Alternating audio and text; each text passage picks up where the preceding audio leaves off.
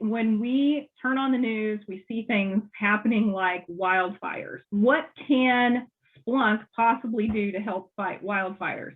It's actually an incredibly compelling story. So imagine that in California, where they have had so many fires that are started by their electric transmission lines. So what they did was they took sensors and put sensors in the ground along the entire route of these electric transmission lines. So imagine a piece of rebar with a sensor on the end that's stuck in the ground.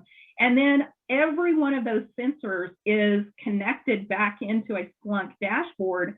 So if there is any change in temperature on any of those sensors, no matter how remote it may be, it feeds back into that Splunk dashboard so that they can immediately deploy firefighting resources to that area. They're also combining the use of drones with, which we can also monitor with those firefighting resources, so they can send a drone to that location and see, is there really a fire breaking out there?